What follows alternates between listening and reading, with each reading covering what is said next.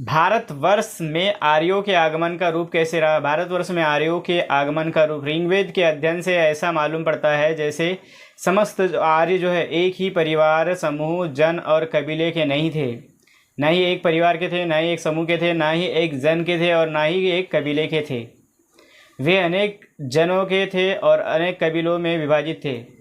ये सभी एक ही साथ भारत में नहीं आए थे, ये अलग अलग भिन्न भिन्न प्रकार से आए थे। भिन्न भिन्न कबीले अलग अलग समय पर आए थे और चारागाह और कृषि भूमि की खोज करते करते भारत में आए थे। एक ग्वाले थे, गाय चराते हुए आए थे। जिस कबीले को जैसा स्थान प्राप्त होता गया वह वहीं पर बस गया और ये कबीले सामूहिक और व्यक्तिगत रूप से भारत में आक्रमणकारियों के रूप में नहीं आए, अपितु बसने और शांतिपूर्वक स्थायी जीवन व्यतीत करने के लिए ये प्रविष्ट हुए थे।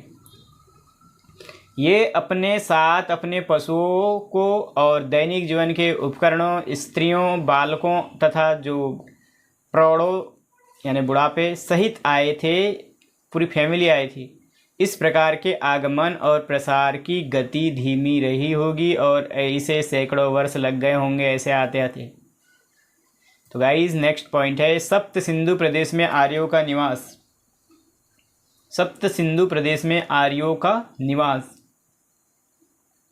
यद्यपि ऋग्वेद में आर्यों के आदि देश, उनके प्रयाण स्थल, प्रस्थान का काल, मार्ग आदि का विवरण नहीं है। सप्त सिंधु प्रदेश में आर्यों का निवास कैसे हुआ? तो यद्यपि ऋग्वेद में आर्यों के आदि देश, उनके जो प्रयाण स्थल है, प्रस्थान का काल है, मार्ग आदि का जो विवरण नहीं है, तथापि जिस प्रदेश में ऋग्वेद की रचना हुई उसका उल्लेख आर्यों ने ऋग्वेद में ही किया है। ऋग्वेद की रचना जो है भारत में आर्यों के प्रविष्ट होने के बाद में ही हुई है और इसकी जो रचना स्थल सप्त प्रदेश है। प्रारंभ में आर्यों का प्रसार इसी प्रदेश में हुआ है।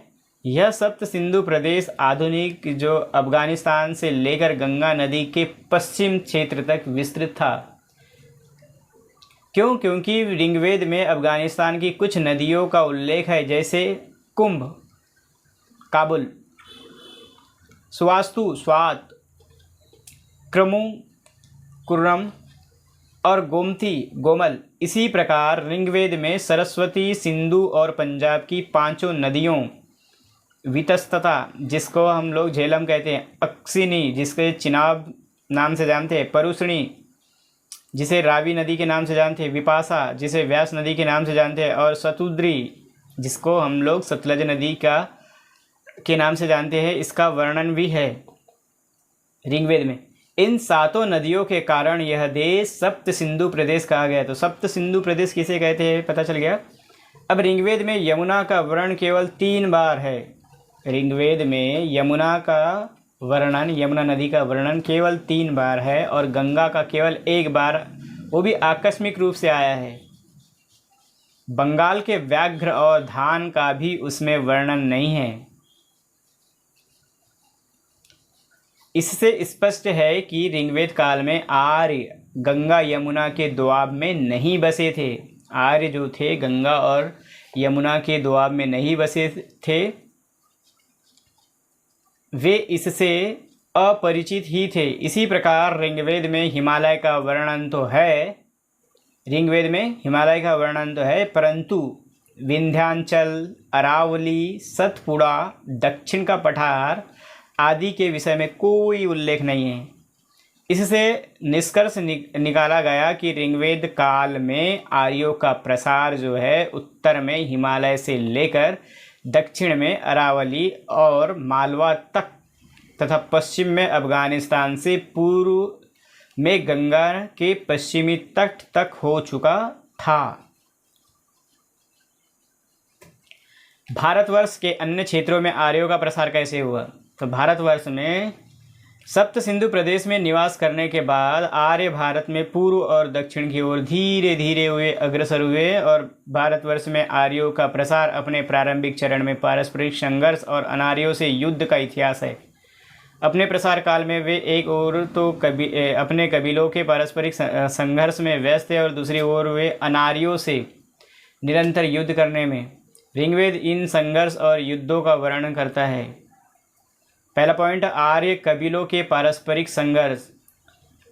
आर्य कबीलों के पारस्परिक संघर्ष। भारतवर्ष में आर्यों के अनेक कबीले प्रविष्ट हो गए थे, एंट्री हो गई थी।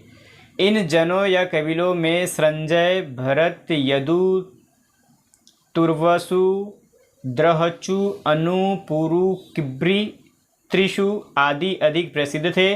प्रायः ये बसने योग्य और उर्वरा कृषि से उपरयुक्त भूमि के लिए परस्पर ये लड़ते झगड़ते और संघर्ष करते थे।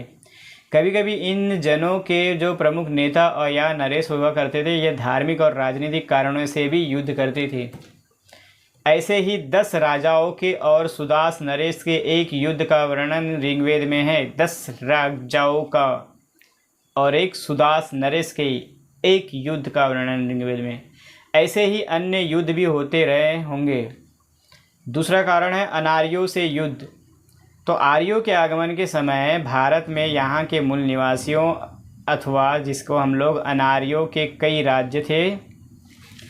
इनमें कुछ राज्यों व उनके नरेशों का उल्लेख ऋग्वेद में है, जैसे हमेद, संबर, धुनी, चुमुरी आदि। आर्य कबीलों को अपने प्रसार काल में इन अनार्यों तथा अनेक नरेशों से युद्ध करना पड़ा। ये युद्ध दीर्घकाल तक भी चलते रहे और इन युद्ध के कारण आर्यों और अनार्यों में शारीरिक, धार्मिक, सामाजिक, सांस्कृतिक भेद और विषमताएं तथा अपने प्रसार के लिए आर्यों के निरंतर अभियान। इन्हीं सब भेदों और विषमताओं के कारण आर्य उनसे घृणा करते थे और उन्हें दस्यु या दास भी कहते थे। इन्हीं अनार्यों को ही कतिपय विद्वानों ने द्रविड़ कहा है। तो गाइस, आर्यों ने अपने प्रसारण काल में इन द्रविड़ों से कई युद्ध किए। जैसे वेदों को अनेक ऋचाओं में देवताओं से प्रार्थना की गई कि वे शत्रुओं के साथ युद्ध करने में आर्यों की सहायता करें। अंत में अपने सैनिक संगठन और जो अश्वरोही सेनाओं की प्रचुरता और विशिष्टता, शारीरिक बल और उत्साह आदि के कारण आर्यों को सफलता भी मिली। उनके पास घोड़े थे। अनार्य अपनी पराजय के पश्चात या बाद में वनों और पर्वतीय प्रदेश में चले गए, पर्वत के प्रदेशों में चले गए और उन्होंने वहां रहकर अपनी संस्कृति की रक्षा भी की।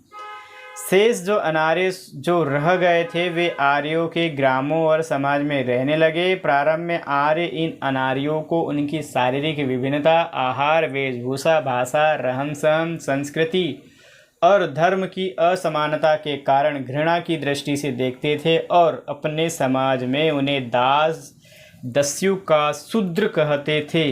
परंतु कालांतर में आर्य और अनार्य परस्पर घुल मिल गए और पारस्परिक वैवाहिक संबंधों से यह सम्मिश्रण और भी अधिक गहन हो गया और धीरे धीरे आर्यों ने इन अनार्यों की कई सांस्कृतिक और धार्मिक प्रथाएं, विधियां, सिद्धांत आदि अपना लिए।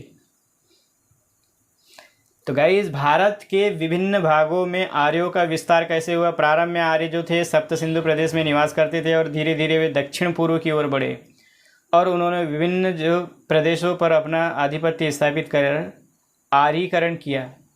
सप्त सिंधु प्रदेश के बाद उन्होंने सरस्वती और दृश्यद्वती नदियों के प्रदेश को अपने अधिकार में किया और उसका जो नाम ब्रह्मवर्त रखा। ब्रह्मवर्त के पश्चात उन्होंने अनार्यों के अन्य प्रदेशों जीते और उनका नाम महर्षि देश रखा। इसके बाद उन्होंने मध्य देश और फिर समस्त उत्तरी भारत पर अपना अधिकार कर लिया। इसे आर्यावर्त कहने लगे।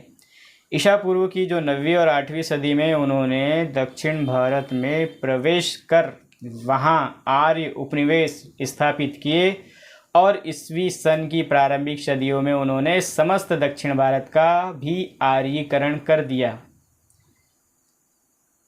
हमारे पास प्रश्न बनता है, भारत में आर्यों के आगमन और प्रसार का वर्णन कीजिए। आर्य कौन थे, उनके मूल निवास संबंधी विभिन्न मतों का विवेचन करिए।